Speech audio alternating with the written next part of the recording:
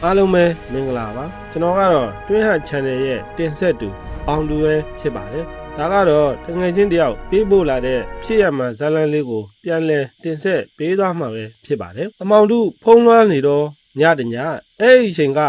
8 နာရီခွဲဝန်းကျင်မြို့ပြနဲ့မနီမဝေးရန်ကုန်တိုင်းထဲကရွာလေးတရွာဖြစ်ပေမဲ့အဲ့ဒီခေတ်အဲ့ဒီခါကည8 နာရီဆိုတာတရွာလုံးတိတ်ဆိတ်ငြိမ်သက်နေပြီးအမောင်တို့ကြီးကကြီးစိုးနေပြီဖြစ်ပါတယ်လျှက်စစ်မီမရသေးတဲ့အချိန်ဖြစ်လို့အိမ်တိုင်းလိုမှာရင်နှန်းစီမီးကွက်လေးတွေဖျောင်းနိုင်လေးတွေနဲ့တာလင်းအောင်ရယူကြရတဲ့အချိန်ပေါ့အိမ်ရဲ့ဖွဲစည်းပုံကအိမ်သားကိုအိမ်နဲ့ကတ်လျက်မဆောက်ပဲခြံထဲကခက်လန်းလန်းမှန်တာစောက်ထားလေးရှိပါတယ်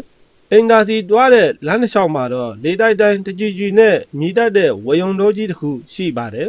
်နေ့ဘက်မှာတာမန်ဝယုံတော်လို့ထင်ရပေမဲ့ညအမောင်တူးထဲမှာတော့ဝယုံတော်ရဲ့အရေးမဲကြီးတွေကကြည့်လိုက်တိုင်းကြောချမ်းစရာကောင်းလာပါတယ်အဲ့ဒီညမှာတော့တမိဖြစ်သူမအိကရုတ်တရက်ဘိုက်ထဲကအောင့်ပြီးရစ်နာလာပါတယ်အိမ်သာတွားခြင်းပေမဲ့အပြင်ဘက်ကလေတိုက်တံတွေပရိတ်ရင်ခွဲအော်တံတွေနဲ့မှောင်မိုက်နေတဲ့ပတ်ဝန်းကျင်ကြောင့်တယောက်တည်းလုံးဝမတွားရဲပါဘူးအဲ့ဒါကြောင့်အိတ်ခမ်းထဲမှာအိတ်နေတဲ့အမေဖြစ်သူဒေါ်ကြီးဝင်းကိုနှိုးပြီးအဖော်ခေါ်ရပါတော့တယ်အမေတမိဘိုက်အရမ်းနာနေလို့အိမ်သာတွားခြင်းလို့လိုက်ခဲ့ပေးပါလားတမိကြောက်လို့အမေဖြစ်သူလည်းတမိနဲ့အတူဓာမီလေးတစ်လက်ကိုကင်ပြီးအိမ်ပေါ်ကနေဆင်းလာခဲ့ပါတယ်တာအမီနှစ်ယောက်အိမ်အောက်ကိုရောက်တာနဲ့ညလေးကမျက်နှာကိုလာဖြတ်တိုက်သွားပါတယ်ပတ်ဝန်းကျင်တစ်ခုလုံးကတိတ်ဆိတ်နေပါတယ်အမေဖြစ်သူရဲ့ဓာမီအောင်ကလွဲရင်ဘာအလင်းရောင်မှမရှိပါဘူးအိမ်သာစီတွားတဲ့လမ်းတစ်လျှောက်မှာခြေတံဖွားဝါလေးတွေသ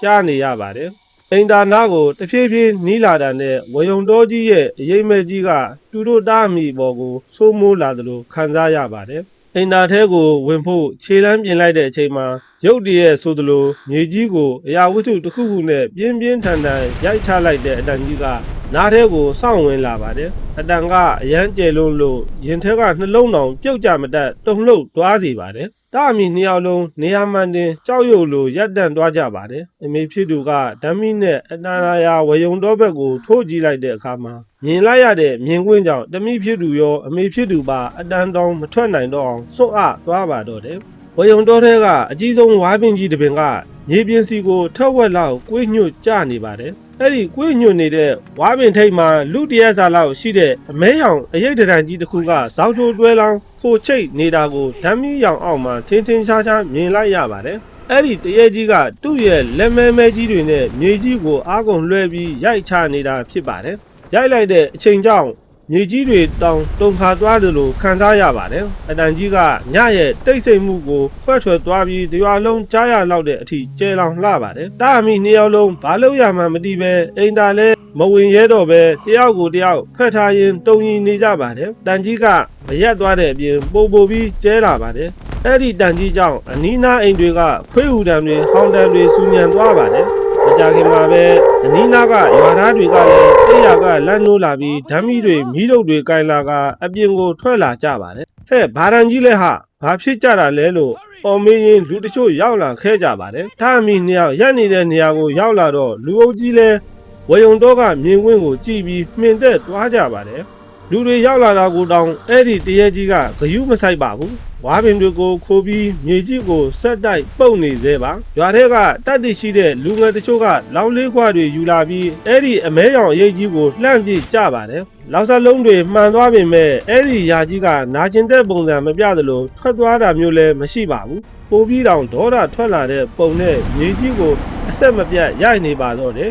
ဘယ်လို့မှ၆လက်လို့မရတဲ့အဆုံးရွာသားတွေလည်းဘာလို့ရမှမသိပဲစက်တီမွင်းချင်းထသွားနဲ့စောင့်ကြည့်နေုံကလွဲပြီးမတတ်နိုင်ခဲ့ပါဘူး။နိုင်ဝဲနီးပါးလောက်အဲ့ဒီလိုရိုက်နေပြီးမှတဖြည်းဖြည်းအတန်ကျဲသွားကအမဲရောင်အရေးကြီးကလည်းဝယုံတော့အမောင်ထဲကိုပျောက်ကွယ်သွားပါတော့တယ်။အဲ့ဒီချိန်ကြမှာပဲတားမီနှစ်ယောက်လည်းအိမ်ဘောကိုပြည့်တဲ့ပြီးဖျားစဉ်ရှိမှရေမတောက်နိုင်သမင်းမစားနိုင်တဲ့ဆူတောင်းမြစ်တာပိုရင်ကြံခဲ့ရပါတော့တယ်။အဲ့ဒီညကတမိဖြစ်သူဟာအကြောက်လွန်ပြီးဖျားပါတော့တယ်အိယာပေါ်မှာတအင်းအင်းနဲ့ရောင်ရင်းအဖျားတက်နေတော့ညနေပိုင်းရောက်တော့အိမ်မက်တစ်ခုမက်ပါတယ်အိမ်မက်ထဲမှာစောစောကဝယုံတော်ထဲမှာတွေ့ခဲ့ရတဲ့အရေးမဲကြီးကသူ့ရှိကိုရောက်လာပါတယ်ဒါပေမဲ့ဒီတစ်ခါမှတော့6လန့်နေတဲ့ပုံစံမျိုးမဟုတ်တော့ပါဘူးမျက်နှာမှာအလွန်တရာဆင်းရဲဒုက္ခရောက်နေတဲ့ပုံပေါက်နေပြီးခန္ဓာကိုယ်တစ်ခုလုံးကလည်းပိန်ချုံနေပါတယ်သူ သူကတမိဖြစ်သူကိုတရားစပွဲအတန်နဲ့လှမ်းပြောပါတယ်ငါကိုကယ်ကြပါငါဒီဝယုံတော်ထဲမှာပိတ်မိနေတာကြားလာပြီ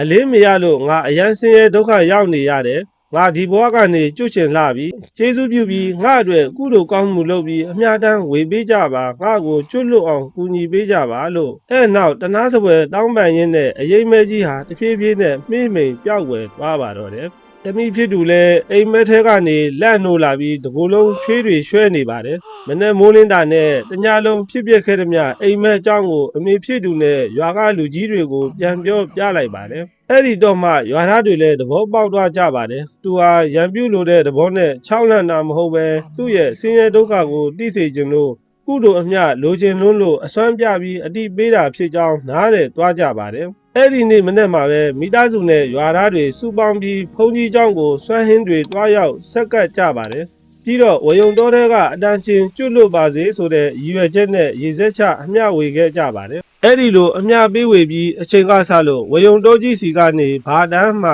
ဘာ၆လက်မှုမှမရှိတော့ပဲအေးချမ်းသွားပါတော့တယ်ဒါပေမဲ့အဲ့ဒီညကဝါးပင်ကိုခိုးပြီးမြေကြီးကိုဖြောင်းဖြောင်းနဲ့ရိုက်ခဲ့တဲ့မြင်ကွင်းနဲ့အတန်ကြီးကတော့အဲ့ဒီရွာကလေးကလူတွေရဲ့ရင်ထဲမှာဘယ်တော့မှမေးပြောင်းနိုင်စရာမရှိတဲ့ထိတ်လန့်ချောင်းချားဖွယ်ရာအမှတ်တရတစ်ခုအဖြစ်ထာဝရကြံရစ်ခဲ့ပါတော့တယ် Thank you so much for watching my videos.